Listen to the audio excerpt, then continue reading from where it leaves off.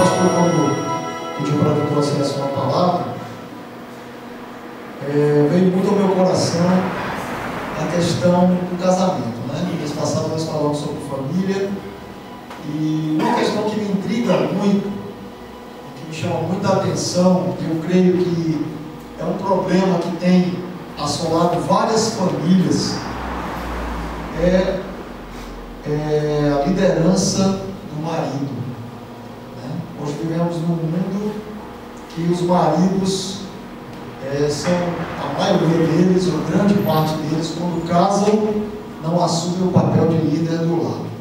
Demora um tempo até perceber que aquela família que ele está vivendo agora, que aquela esposa que ele tem ao lado dele, é uma nova família.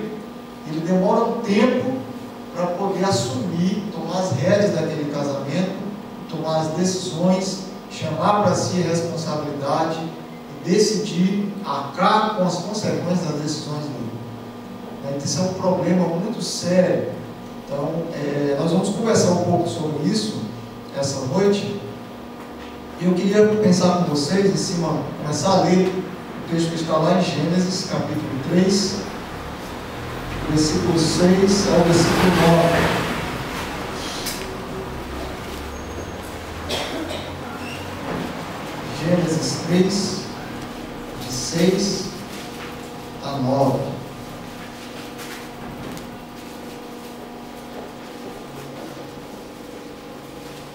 Maravilhoso esse som das páginas, né?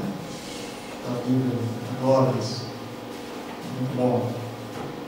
Diz assim: quando a mulher viu que a árvore parecia agradável ao paladar, era atraente aos olhos e, além disso, desejável para dela se obter discernimento, tomou do seu fruto, comeu e deu ao seu marido, que comeu também. Os olhos dos dois se abriram e perceberam que estavam nus. Então juntaram folhas de figueira para cobrir-se. Ouvindo o homem e sua mulher os passos do Senhor Deus que andava pelo jardim, quando soprava a brisa do dia, esconderam-se da presença do Senhor Deus entre as árvores do jardim. Mas o Senhor Deus chamou o homem, perguntando: onde está você? Aqui a primeira coisa que eu queria pensar com vocês é que, apesar de ter sido Eva quem deu o fruto para que Adão comesse, primeiro ter sido ela que comeu, depois ela motivando Adão a comer esse fruto. Aqui Deus chamou. Deus não chamou Eva, Deus chamou Adão, né? Deus chamou Adão. Deus chamou Adão a prestar contas para ele.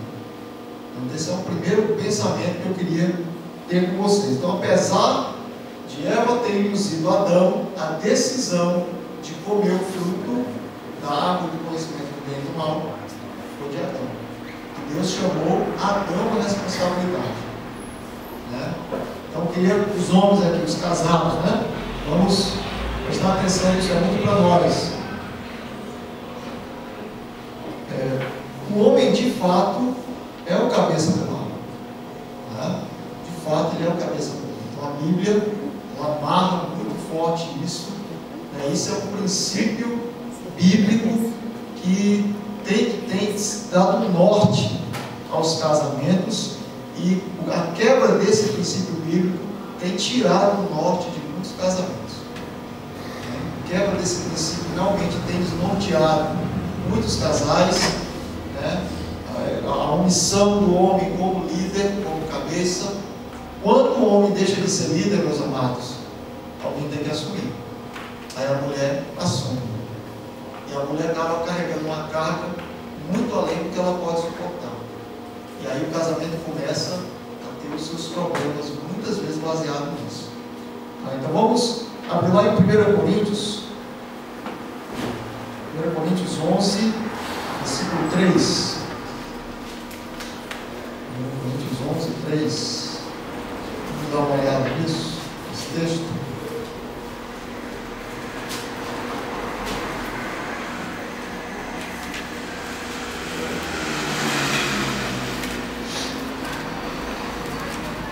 Diz assim lá no versículo 3: quero, porém, que entendam que o cabeça de todo homem é Cristo, E o cabeça da mulher é o homem, e o cabeça de Cristo é Deus. Então, quando falamos de cabeça, é aquele que toma as decisões, é aquele que assume as responsabilidades. Agora, cabe lembrar também que o homem, ele sendo cabeça, ele é o responsável, né? O drama de muitos homens hoje é assumir a responsabilidade, né? Então é você tomar uma decisão juntamente com sua esposa, evidentemente, né? Todos os casais têm que ter, o marido ele tem que ter essa noção de que o líder, primeiro de tudo, ele é um servo, né? Então o marido é aquele que mais serve em casa. A gente acha que o marido ser o cabeça, o marido ser aquele que vai decidir, ele é o mandão. Não, eu decido, eu mando, eu que defino. De fato é ele quem tem que definir, mas ele tem que escutar a sua esposa, escutar os seus filhos, e aí sim, a partir disso, ele tomar uma decisão. Se a decisão for boa, mérito da família. Se a decisão for ruim, responsabilidade do marido. Olha que legal. Então, esse é o princípio de liderança. O marido, ele é um servo. Ele serve a esposa, ele serve aos filhos, e quem serve lidera. Ou quem lidera serve. Então, mas o marido, ele, juntamente com a sua família, ele tem que tomar muitas decisões. Diariamente nós tomamos muitas decisões. Todos nós. Maridos, mulheres, filhos, nós diariamente tomamos decisões. E eu separei aqui alguns princípios em um texto muito bacana para a gente dar uma estudada. A gente dar uma olhada em alguns princípios que podem nortear a nós maridos e mulheres a tomarmos decisões, né? De que forma tomarmos decisões e o que devemos evitar nas decisões. Mas antes disso eu gostaria de ler um texto que eu extraí aqui da revista super interessante de junho de 2012. Fala o seguinte: o pensamento intuitivo está sempre presente, até nas situações em que a racionalidade é supremamente importante. Um estudo de pesquisadores das universidades de Ben Gurion, em Israel, e Colômbia, nos Estados Unidos, analisou o comportamento de juízes que deveriam decidir sobre a liberdade condicional de presos. Um processo rápido que leva em torno de 6 minutos. Em média, somente 35% dos condenados ganhavam condicional. Mas os cientistas perceberam que os juízes eram muito mais benevolentes depois de comer. Aí a mulherada, se quiser que o marido decida alguma coisa em favor dela, enche a pança dele e depois joga a ideia, né? Quando eles tinham acabado de fazer uma refeição, a taxa de aprovação subia para 65%. Com o passar do tempo, a fome vinha chegando e a concessão de liberdade condicional ia caindo. Minutos antes do próximo lanche, o índice de aprovação era quase zero. Decidir sobre liberdade condicional e julgar a própria felicidade são tarefas complexas. Para avaliar todas as variáveis envolvidas, muitas delas subjetivas, o cérebro tenderia a ficar sobrecarregado. Por isso, ele usa atalhos. Os nossos problemas são resolvidos no piloto automático, através de soluções que a cultura já incutiu no nosso cérebro. Então, uma coisa que eu queria chamar a atenção de todos nós, que eu achei muito interessante, é que nós decidimos, a maioria das vezes, por intuição. Quando uma decisão ela é rápida, quando dá tempo, né? Não, você precisa me dar essa decisão até o final da semana. Aí a pessoa para, pensa, pondera, né? Ora, leva para o marido, leva para a esposa, conversa, discute, amadurece a ideia, e aí uma semana você toma uma decisão. Agora, quando é uma decisão, tem que ser agora. Normalmente, essa decisão ela é tomada por intuição, emotivamente, dentro do que nós estamos acostumados a fazer. E o ensinamento que a gente pode tirar daí, já que isso acontece no nosso cérebro, né, é que nós temos que ter uma vida constantemente na presença de Deus. Porque numa hora de intuição, numa hora de emoção, decidimos corretamente. decidimos de acordo com a vontade de Deus. Constante. A mesma prática, eu costumo pensar no sinal de trânsito. Quando nós aprendemos a dirigir, o homem tira a carteira de motorista, a mulher tira o porte de arma. Então, quando a gente aprende a decidir e dirigir, né? Ela sabe dirigir bem também. A gente aprende a dirigir e, conforme a gente vai dirigindo, tendo essa prática constante, só parece que não gostou. Tendo essa prática constante, na verdade, tudo é por reflexo. A gente age por reflexo. Então, o sinal verde nos dá um disparo ao cérebro para que a gente ande. A gente não raciocina no sinal verde, a gente simplesmente arranca o carro. O sinal vermelho, a gente simplesmente bota o pé no freio. O sinal amarelo, a gente acelera para passar, né? Não, o sinal amarelo a gente tem que diminuir para parar e evitar um acidente. Reflexo. Nós agimos, na maioria das vezes, por intuição e por reflexo. Não é verdade? Com a palavra de Deus, deve ser da mesma forma. Devemos constantemente estar dando testemunho de Deus, não é isso? Na nossa criação, como crentes, como filhos de Deus, estamos testemunhando a vontade de Deus, que Deus fez nas nossas vidas. Então, o nosso reflexo tem que ser esse. Então, a vida na presença de Deus, a constância na presença de Deus, vai nos dar um reflexo positivo, vai nos dar uma resposta positiva. Então, nós vamos ler um texto, né, que vai nos ajudar a ver isso. Todas as nossas decisões são dadas, então, com base nos nossos reflexos. Né? Vamos olhar lá em Gênesis capítulo 37, versículos 3 e 4. Gênesis 37. Versículos 3 e 4.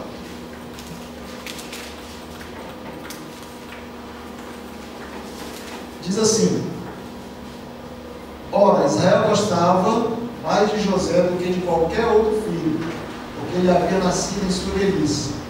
Por isso mandou fazer para ele uma túnica longa. Quando seus irmãos viram que o pai gostava mais dele do que de qualquer outro filho, odiaram-no e não conseguiam falar com ele amigavelmente. Então, todos já conhecem, ou a maioria já conhece a história de José. José convivia com os seus irmãos, era filho de Israel, e José teve um sonho, né, e contou aos seus irmãos, e seus irmãos, resumindo a história, seus irmãos já por saberem que José era o preferido de seu pai, e ouvindo aquele sonho que despertou mais do ódio, né, o sonho de José, falava que os seus irmãos se dobrariam perante ele, o sonho que aconteceria futuramente, e realmente aconteceu. Mas os irmãos, ao odiarem José, e numa oportunidade na qual eles tiveram que tomar uma decisão rápida, porque foi no momento que eles estavam pastoreando as ovelhas, José se aproximava de seus irmãos, e mesmo enxergando de longe, os irmãos decidiram matá-lo de início. Né? Porém, Rubens, um dos irmãos, falou com os demais e convenceu os demais a não matá-lo, a jogá-lo em um poço.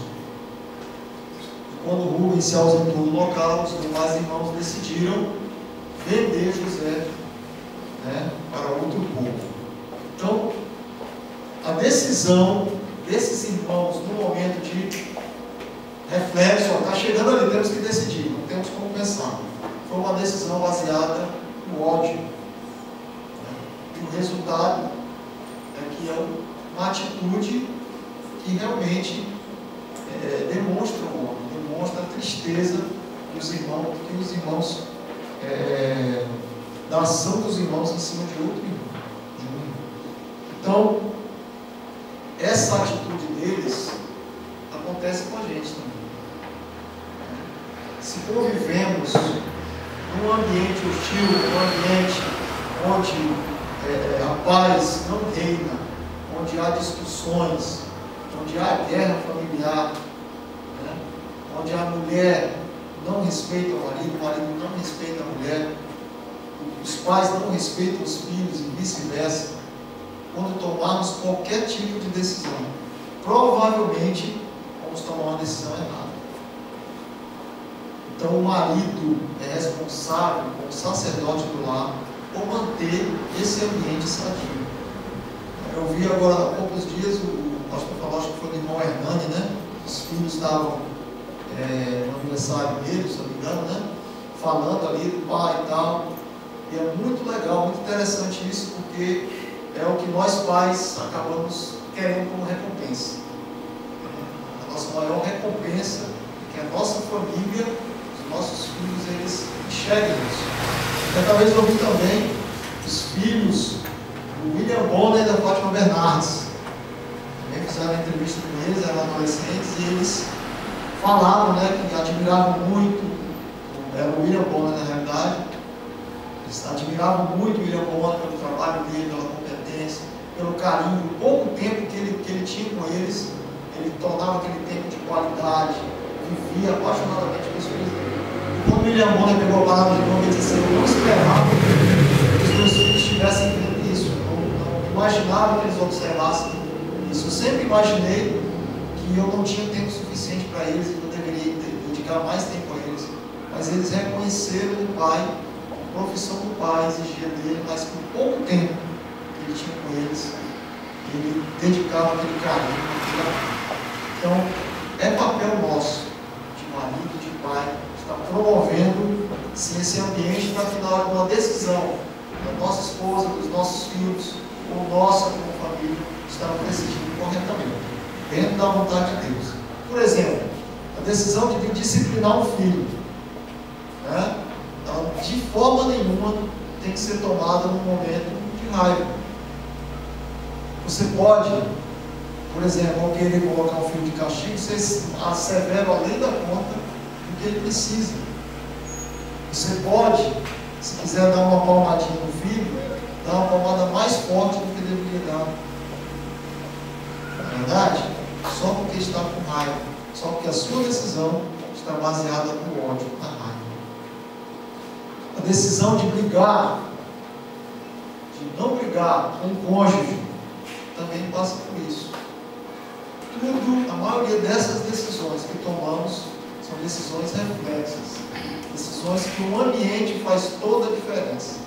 A forma que nós vivemos diariamente faz toda a diferença. Então temos que buscar sim, constantemente a paz, a harmonia em nosso lar. Evidentemente que o nosso lar, de vez em quando, tem as rachaduras, as trincas, né? De vez em quando discute, sim. De vez em quando há ali uma desavença, mas essa desavença não pode durar mais de um dia. O sol não pode se pôr sem que essa desavença seja resolvida. Eu e minha esposa, a gente trava muito sério isso. A gente procura, assim, no mesmo dia, pelo menos estar resolvendo os nossos problemas. E às vezes não dá no mesmo dia, porque às vezes é de noite. Né?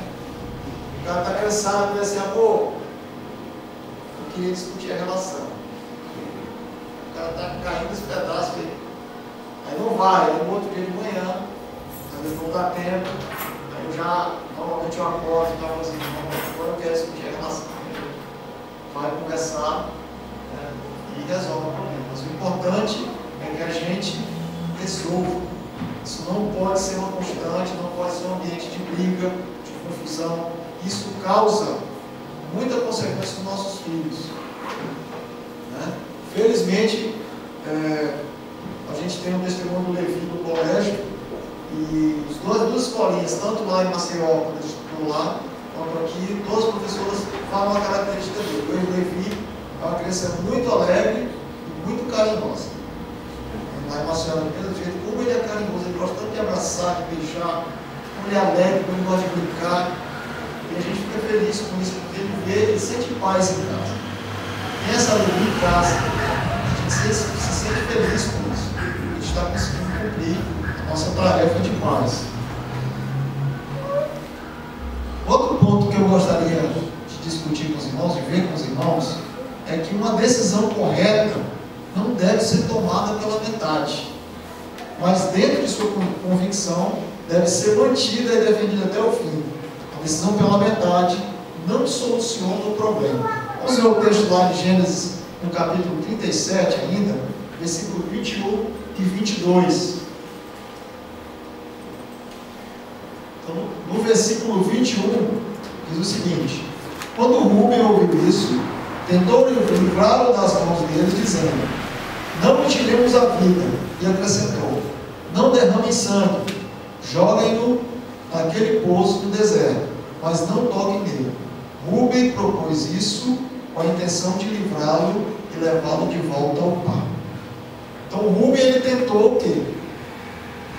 Olha, eu não vou ir de encontro com ele, mas eu vou pelo menos tentar diminuir aqui o negócio. Então às vezes surgem decisões na vida da nossa família que a gente quer fazer o meio termo. Não, vamos resolver de outro jeito. Não quero discutir agora, vou fazer isso, né? Então, por exemplo, vai comprar algo, né? Às vezes é muito raro acontecer, né? Se você está com o dinheiro mais apertadinho e alguém, ou a marido ou a mulher, quer comprar determinada coisa e não dá naquele momento. E aí o marido, a mulher às vezes quer comprar, ou o filho quer comprar, e o marido, não, vamos comprar, porque senão o coitadinho vai chorar. Vamos comprar, porque senão a mulher vai ficar de mau humor, né? Então, a decisão, ela tem que ser tomada corretamente. Podemos, em acordo, podemos fazer isso? Meu filho, podemos fazer isso? Minha querida, não podemos fazer isso. Porque nossas contas estão assim, então. Tem que haver um acordo. De início pode ser uma decisão que vai causar sim uma revolta na mulher, no filho, mas futuramente os próprios vão ver assim: poxa, o papai decidiu corretamente, né? Ainda bem que ele tomou aquela decisão, né? Então a decisão ela tem que ser firme, ela não pode ter o meio termo. Se nós temos a convicção de que estamos corretos, devemos tomar a decisão. Quantas vezes, algumas vezes já decidi diferente do que a minha esposa já considerou. Normalmente, quando a gente tem tempo para decidir alguma coisa, quando ela aconteceu assim, não tem que ser. O pensamento dela, o que ela acha, ela vai dizer o que ela acha, e eu vou pensar dentro daquilo e vou tomar minha decisão. Algumas vezes eu decidi em desacordo com ela, porque eu tinha convicção de que aquilo seria o melhor para nós. Algumas vezes acertei e outras errei. Outras decidi errar. Colhi os frutos, assumi a responsabilidade, porque eu sou o cabeça da casa. Então eu tenho que assumir essa responsabilidade, né? Depois de alguma decisão tomada, não adianta colocar a culpa no outro. Isso acontece, deve ser na minha casa que acontece, não acontece na casa de todo mundo aí. Acontece, é muito comum, não é verdade? O camarada toma uma decisão e coloca a culpa no outro, né? Deus, quando chamou Adão, perguntou: o que você fez, rapaz? O que Adão falou? Foi a mulher que tu me deste. Não botou nem a culpa na mulher, não, botou a culpa em Deus, né? A mulher que tu me deste, você é o culpado de eu ter errado. O Senhor que induziu o erro, né? Qual é a decisão, a resposta do homem lá, do Adão, né? Então não adianta colocar o culpa no outro. Vamos ver lá, Gênesis 42, 22. O que é que diz esse texto?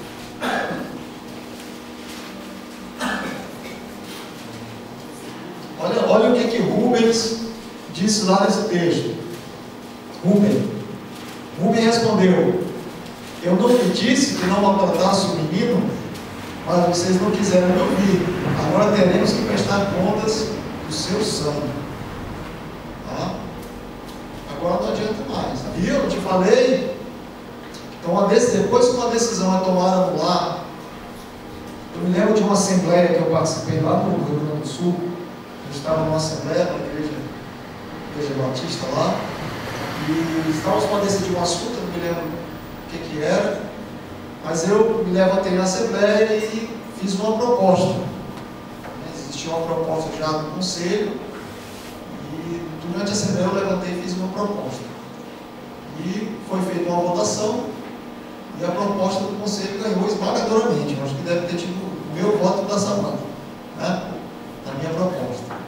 Aí, ok, decidiu, está decidido. A Assembleia, quando nós saímos da Assembleia, tinha um intervalo de lanche do culto aí, o irmão veio direto em mim, né? Disse: meu irmão, você vê, né? Poxa, a sua proposta foi muito boa. Como é que pode, né? Você fez isso, meu irmão? E eu tinha visto que ele não tinha votado a minha proposta. Eu falei: meu irmão, olha só, a igreja já decidiu o que vai fazer. Né? A igreja decidiu, então já está decidido, agora vamos apoiar. Vamos apoiar. Agora todo mundo junto vamos fazer a proposta que foi apoiada. Que foi aprovada, no caso. Né? Aí ele ficou meio sem graça, saiu meio de lado, assim, e foi para o outro lado, né? Então, a hora eu falei para ele, a hora de falar era lá. Por que o irmão não falou lá? Né? Agora não venha fazer fofoca para mim que não, já está aprovado. Aí o irmão ficou meio sem graça, saiu, veio para lá, né? Mas não adianta. Né? Não adianta chorar sobre o derramado. Não adianta dizer: eu te falei. Né? Então, decidiu, meus amados. O casal decidiu. Abraça aquela ideia. Se der errado, deu errado. Foi decisão dos dois. Não fica: ah, mas não era para ter feito. Não, naquele contexto foi melhor para a gente. Pronto. Né? Foi o que a gente decidiu. Segue adiante. Então, essa questão de eu tinha, olha, eu falei, eu te disse. Isso aí é terrível também no relacionamento. Marido, chame para si a responsabilidade e assuma as consequências. Vamos ver lá em Gênesis 42, 37. No capítulo, versículo 37. O que Rubem diz? O mesmo que deu. O que ele diz? Então Rubem disse ao pai: podes matar meus 2 filhos se eu não trouxer de volta. Se eu não trouxer de volta, deixa-o aos meus cuidados e eu trarei. Aqui no caso, eles teriam que levar Benjamim, que era o irmão caçula, para José. Então José ele pediu que Benjamim, que os outros irmãos trouxessem Benjamim até ele. Era o irmão, o filho mais novo lá, Jacó. E o Jacó não queria deixar, porque tinha perdido o filho, não queria deixar, e Rubem disse assim: não, agora eu chamo a responsabilidade para mim. Agora não adianta meus irmãos, não. Eu dá para mim e eu vou levar lá. E se acontecer alguma coisa, você pode matar os meus filhos. Então é essa responsabilidade que nós maridos temos que ter. Me chamar para si, não. Deixa comigo. Deixa que eu resolvo.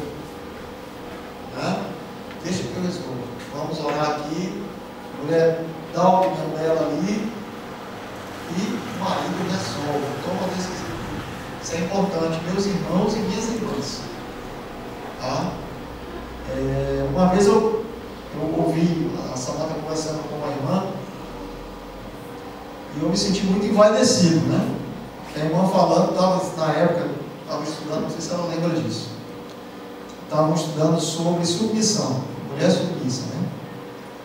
E uma irmã falou assim: não, essa parte aí, para mim é uma grande dificuldade, irmão. Não, eu não aceito. Né? Quem decide lá em casa sou eu. Não sei o que e tal, não sei o que. E falando para essa mãe assim: olha, eu vou dizer uma coisa para você. Se você tem um marido que é responsável, que te comunica tudo, né? Que tem a responsabilidade de um homem que assume as responsabilidades, é muito fácil ser submisso. É muito fácil, porque ele decide tudo. Ele falou: eu não tenho dificuldade com o meu irmão. Aí eu falo para o Léo e ele decide, quem decide está decidido. Eu fiquei quase 3 metros de altura, né? Ouvindo ali, digo: meu Deus do céu, olha essa coisa boa, né? Mas isso é muito bom. É isso que na realidade eu sei que nós maridos temos muitas falhas. Muitas vezes tomamos decisões erradas, isso é verdade. Né? Mas a esposa tem que estar ao nosso lado. Né? A irmã que comentou da esposa do pastor. Eu me lembro do que a esposa do Barack Obama, né? Não sei se vocês já ouviram isso, né? Que a esposa do Barack Obama, que ele falou para ela assim: olha só, seu ex-namorado, né, viu? Você se deu bem. Se tivesse casado com ele, né? Ali era garçom, né, que ele era. Mas se tivesse casado com ele, casado com um garçom, viu? Você é a primeira dama dos Estados Unidos. Não, negativo. Se eu tivesse casado com ele, ele era o presidente dos Estados Unidos. Por trás de um grande homem, sempre tem uma grande mulher, né? A mulher sábia edifica sim a sua casa. Então as irmãs têm que ter essa sabedoria, né, de saber sim que a decisão é do marido, mas que ela tem que apoiá-lo na melhor decisão possível. Porque depois que ele decidir, está decidido. Aí é abraçar todo mundo junto, a família toda, e ir naquela direção. E só dessa forma que a gente consegue realmente chegar mais longe e ter um resultado muito bom para a nossa família. Não é verdade? O Senhor está no controle. Se tomarmos decisões baseadas em sua vontade, por mais difícil que se torne a situação, Ele nos honra. Vamos ver o que disse Judá? Vamos abrir lá em Gênesis 44, 33. Judá foi um dos que disse assim: vamos jogar, vamos vender. Judá foi que deu a ideia de vender José, né? De tirar do poço lá e vender José. Foi Judá que deu a ideia lá no início. Só que ele disse lá no versículo 33 o seguinte: por isso agora te peço, por favor, deixa o teu servo ficar como escravo do meu senhor no lugar do jovem e permite que ele volte com seus irmãos.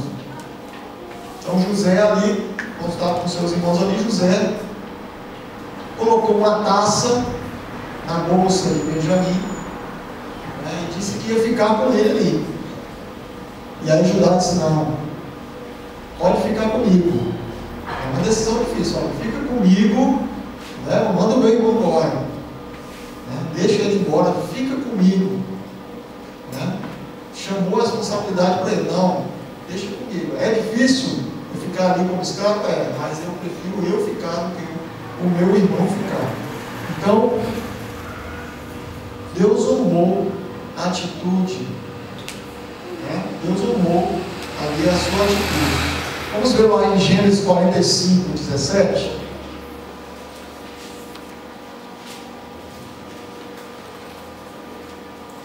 O versículo 17 diz o seguinte: disse então o faraó a José: diga a seus irmãos que ponham as cargas dos seus animais, voltem para a terra de Canaã e retornem para cá trazendo seu pai e suas famílias, e eu lhes darei o melhor da terra do Egito, e vocês poderão desfrutar a fartura dessa terra. Então, após uma decisão difícil que ele manteve, não, eu não arredo o pé. Não é a meia decisão, não é aquele negócio: não, vou dar uma ajeitadinha aqui para ver se. Não, é assim, decidiu assim. Então vamos ver o resultado. O resultado foi que José, evidentemente que era um plano de Deus, tudo já estava escrito pelo Senhor, e as coisas aconteceram da melhor forma ali para o povo de Israel, que começaram então a se formar naquela época, né? Meus irmãos, então a mensagem que eu gostaria de deixar para vocês era essa, tá? Que nós possamos, como homens, estar tomando sim, se não fazemos ainda isso, a rédea dos nossos lares, escutando as nossas esposas e decidindo com base em nossas experiências, na experiência de nossas esposas, né? Assumamos a nossa família, né? Temos que assumir a nossa família. Uma coisa que foi muito benéfica para mim, eu penso isso, foi ter casado longe dos meus pais. De início parecia um negócio assim: meu Deus, viver longe dos meus pais, né? Eles que estiveram do meu lado, me apoiaram até aquela idade, né? Mas hoje eu vejo que isso foi muito benéfico, porque me obrigou, muito jovem ainda, a assumir o meu lar, né? Assumir o meu lar. E graças a Deus que me deu uma esposa que também, de início já, muito jovem ainda, também assumiu o seu lar. Isso nos dá muito poder de decisão, nos dá muita independência. Às vezes a gente estranha casais, por exemplo, não, só sai o casal quando vai outro casal junto, né? O casal só se diverte ou se vai para a casa de alguém, ou se sai com outro casal, ou se sai com mais duas famílias, senão o casal não sai junto, não troca uma ideia junto, não se diverte junto, só o casal, junto com os filhos. Isso é muito importante. Então, essa felicidade eu tive no meu casamento, de ter essa separação geográfica da minha família. Isso facilitou muito a minha vida hoje. No início não, mas hoje facilita um pouco por causa dessa convivência matrimonial, por causa dessa dependência da família, que infelizmente muitas famílias têm dificuldade, né? Os filhos casam, aí a família quer que o filho não sai da barra da saia da mãe, não, né? Todas as decisões têm que passar pela... Não, negativo, né? Meu irmão que é pastor está se casando agora, final do ano, e uma das coisas que eu estou martelando muito nele é isso. Meu irmão, assuma a sua família, pegue sua esposa, vocês têm que decidir para vocês, por vocês, o que é bom para você, porque eu conheço a mãe que eu tenho. Eu sei a mãe que eu tenho, então eu me preocupo muito com isso no casamento dele, né? Para que ele, mesmo estando morando lá próximo, para que ele tenha essa maturidade de, não, agora aqui é a minha família, eu decido junto com a minha esposa, né? Posso até ouvir meus pais, os pais dela, mas no final a decisão tem que ser da nossa família. Era isso que eu queria deixar para a igreja. Queria agradecer ao pastor a oportunidade, é sempre um grande prazer estar falando para o povo de Deus, e uma grande responsabilidade também, né? Porque a gente sabe que a palavra de Deus ela tem que ser pregada e tem que ser pregada corretamente. Então a gente se sente muito, é um peso muito grande, né? Por isso que temos que respeitar o pastor, porque eu entendo que toda vez que ele vem aqui, ele sente esse mesmo peso dessa responsabilidade de passar o melhor de Deus nas nossas vidas. Amém?